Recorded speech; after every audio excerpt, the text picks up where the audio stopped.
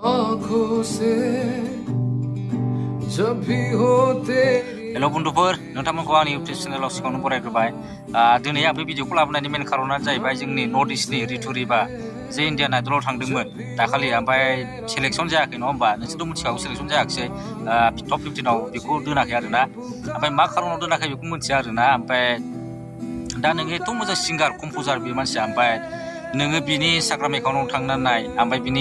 YouTube चेनेलाव थांनानै नाय बिनि भइसखौ खोनासंबानो नोङो ओरैबायदि मोजां मोनगोन आरोना आरो कम्प'जारबो बे जा नोङो बेनो सिटुवेसन होगोन ना नोङो बे सिटुवेसनखौ बियो गान खनगोन आरोना नोङो मा सिटुवेसनाव बेनो गान होनो बे गानखौ खनगोन बियो ओमफ्राय भइसआबो ओरैबायदि मोजां इन्सटाग्राम एकाउन्टआव बिनि अनेक भिडिअ दं सर्ट बेखौ नोंसोर नायनो हागोन थांनानै ओरैबायदि मोजां भइसआ आं नायखांबाय नायजोब्बाय आङो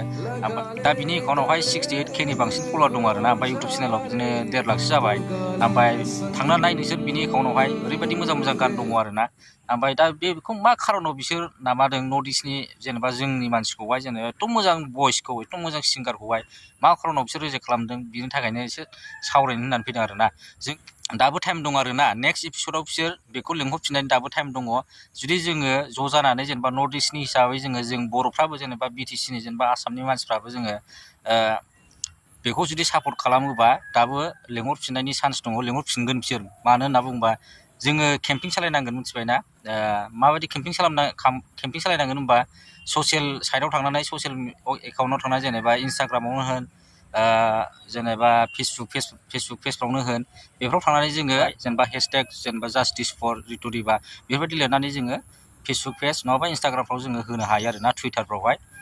दा जोङो जोंनिनो नर्थ इस्टनि एथ' टेलेन्ट गोनां मानसि जेनेबा रितु रिबाखौ जोङो बेबायदि हारसिं दोननो हाया बिनि थाखायनो जोङो रितु रिबाखौहाय सापर्ट खालामनांगौ माबायदि सापर्ट खालामनांगौ होनोबा बिनि एकाउन्टआव थांनानै जेनेबा साबसक्राइब खालामहैनांगौ जेनेबा इन्सटाग्राम एकाउन्टखौ फल' खालामहैनांगौ आरो आंथ' खालामजोबखाबाय नोंसोरबो अननानै खालामबानो जाबाय सापर्ट देखायबानो जाबाय आरोना रितु रिबाखौ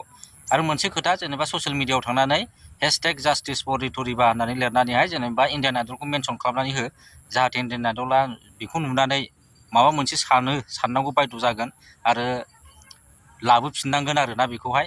दिनैनि भिडिअआ एसेनोसै आं बांद्राय गोबाव खालामला बयबो सापर्ट देखायबानो जाबाय रितु रिबाखौहाय बाय मुझे सुन प्यारे लगा ले